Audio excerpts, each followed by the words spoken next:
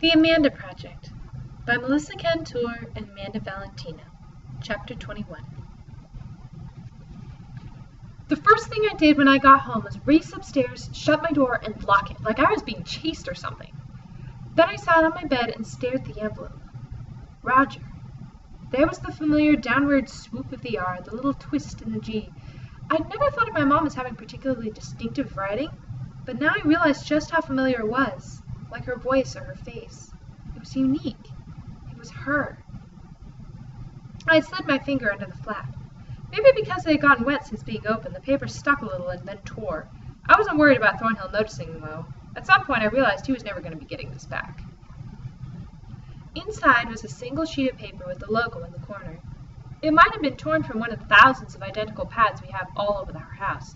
5x7 sheets of white paper we use for grocery lists and scrap paper everywhere.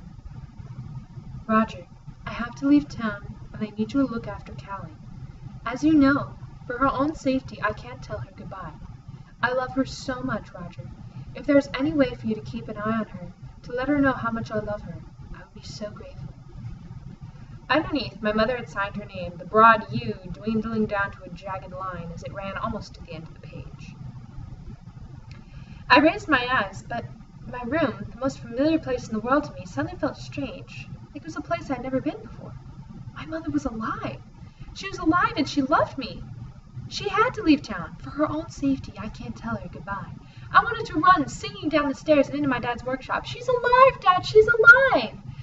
I was off the bed and halfway across the room before I stopped. What would my dad's reaction to this note be? I pictured him heading off to Thornhill's house or office, pounding on the door, demanding to be let in. My mom was scared for my safety, maybe even for her own.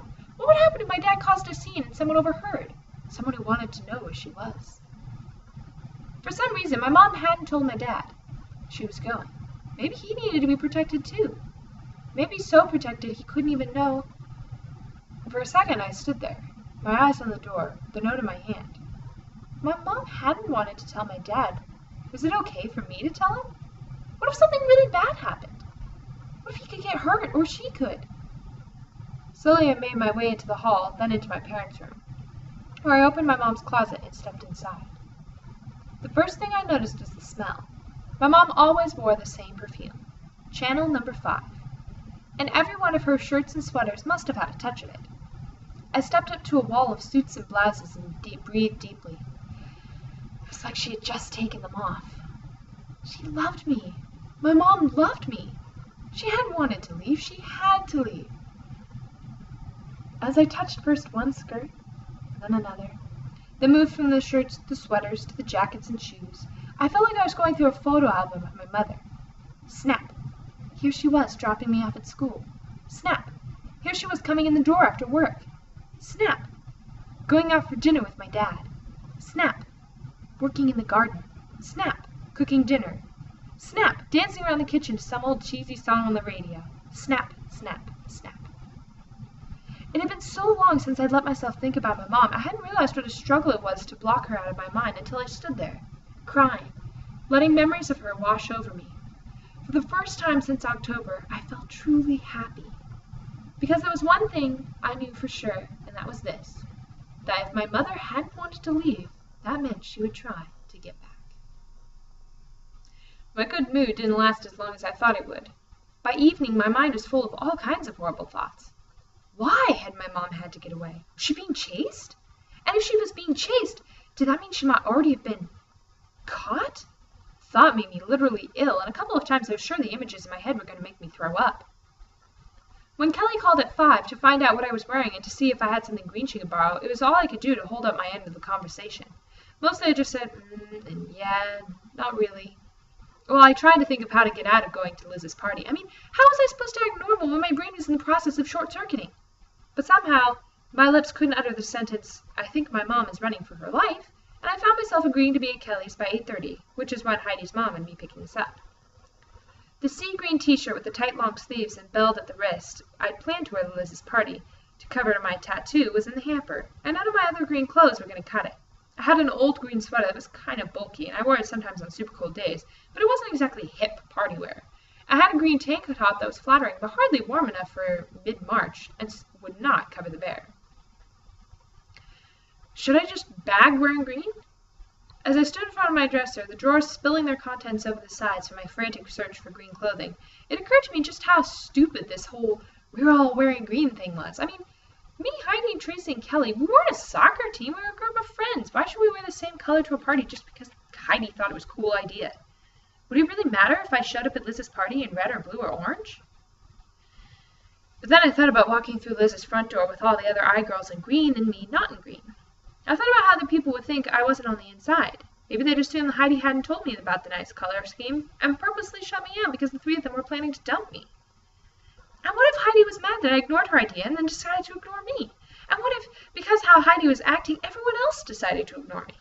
Sometimes it's really, really hard to know if your response to a situation is realistic or paranoid. This was one of those times. Green it was. There must have been over 50 people at Liz's house when we arrived, fashionably late. But even though so many people were already there talking, eating, and dancing in our darkened living room, it was hard not to feel the party hadn't started until we arrived. That's the way it is when you're an I-girl. No sooner had we pushed open the front door than it seemed like everyone came over to talk to us. Well, maybe not to us, but since Heidi could only talk to so many people at once, Tracy, Kelly, and I found ourselves surrounded too. It didn't take people long to notice that the four of us were all wearing green.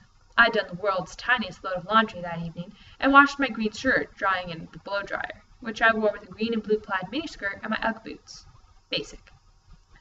And within a few minutes, word spread, and the few girls who had coincidentally chosen to wear a green shirt or dress to Liz's had run over to show us that they too were wearing the official color of the night.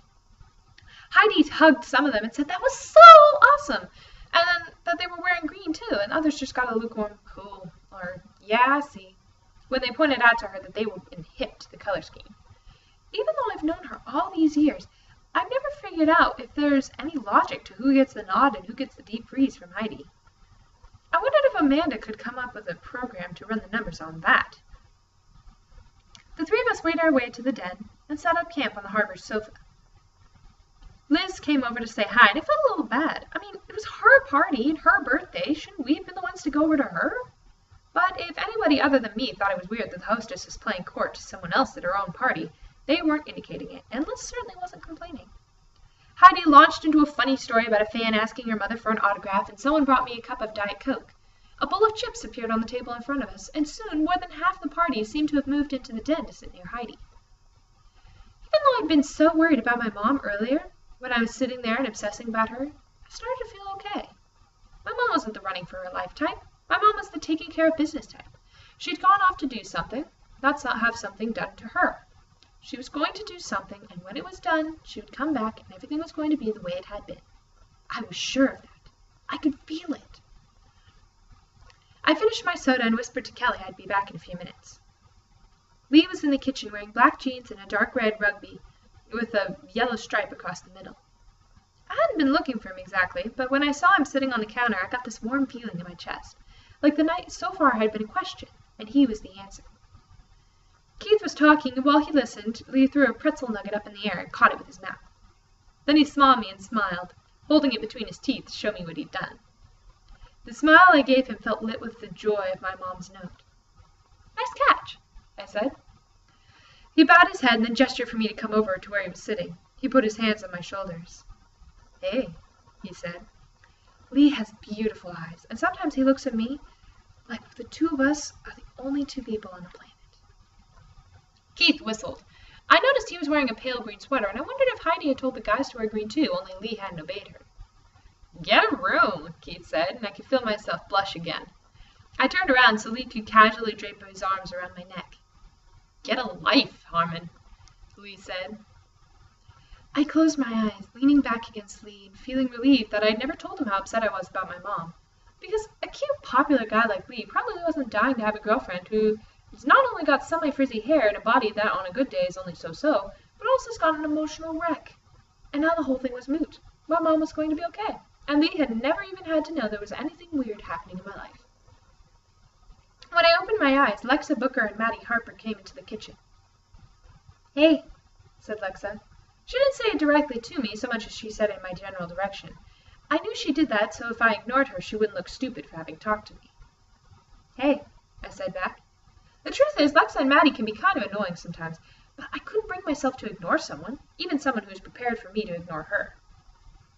"I like your shirt," said Maddie. It was just a glorified green t-shirt, but I didn't point that out.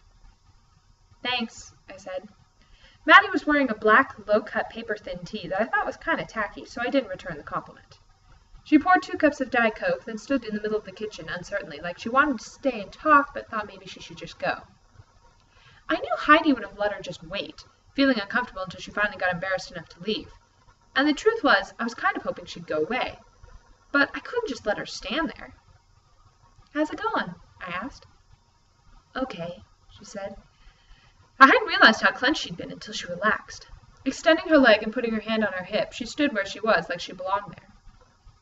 "I saw you cleaning Thornhill's car on Thursday. That must have sucked." Now I was sorry I hadn't let her stew in her own embarrassment until she vacated the premises. Yeah," I said. "What did you expect me to say?" "Oh, no, Maddie, it was a total blast." "You sure look cute doing it, though," said Lee, giving my shoulders a gentle massage. I could feel myself calming down in spite of Maddie's presence. I leaned even more of my weight back against the counter. "Do you know what I heard about her?" asked Maddie. "About Amanda, I mean." Despite the low odds that this random stupid girl knew the truth about Amanda, I found myself for the first time all night interested in hearing what someone had to say. What if it did turn out she knew something Hallie and I didn't? But it would never look good to look too eager, you know. So as I was debating how to find out what Maddie knew, Lexa jumped in. What? What did you hear, Maddie?" I noticed she straightened her naturally curly hair. Maddie turned away from me slightly, as if she'd been addressing Lexa the whole time. "I heard she was in the witness protection program. I heard her dad was big in the mafia, and he turned against the leader of a New York family, so they moved them here to Orion. Only the mob caught up with them, and they had to get her out of town in, like, a day." "No way!" shrieked Lexa. "Way!" shrieked Maddie back, and when I didn't say anything, the two of them waited a second, then made their way out of the kitchen, still talking about Amanda. Keith said something to Lee about a game they'd been watching before the party, and I wondered about Maddie's theory. On the one hand, it was so stupid it was laughable. Clearly Maddie had watched way too much late-night TV. On the other hand, was it any crazier than all the stories Amanda had told us herself? The more I thought about it, the more embarrassed I was to have ever believed her. Her mom was in Uganda? Her dad worked for the UN? Why not say they were royalty and had to rule over their tiny European principality unencumbered by children? Or astronauts who had left on a mission to Mars? For that matter, why come up with an elaborate story at all? If your parents were never going to meet your parents, why not just say they were run-of-the-mill people? A doctor, a lawyer, a teacher, an accountant, a chef, a personal trainer. I wished I could call Hal and Nia and tell them what Maddie had said. I mean, if anything was possible, why couldn't Amanda be in the witness protection program? Just as I was thinking about stepping outside to make a couple of phone calls, Lee put his arms around my neck and gave me a squeeze, then kissed the top of my head. A second later, Kelly and Tracy came racing into the kitchen. Seeing me and Lee, Kelly grinned. "Ooh, true love," she sang. It was nice to imagine Lee's being in love with me, even though I didn't really think he was. "Come on," said Tracy. "Jake's setting up the karaoke machine." Keith went over to Kelly and put his arm around her. "You might pass out and hear me sing," he said. "I'm like that good." "I bet," said Kelly, and she tossed her head to swoop the hair out of her face. "Let's go," said Tracy, grabbing Kelly's arm but addressing all of us. "And don't say you're not singing." Lee slid off the counter and took my hand. I knew there was no way I could slip away to call Hal and Nia unnoticed. Besides, what did I even want to call them for? It wasn't like they were my friends exactly. My friends were here at the party with me. I will be bold and call it my boyfriend, was here at the party with me. Smiling with relief and confidence, I let Lee lead me out of the kitchen toward the den and back into my real life.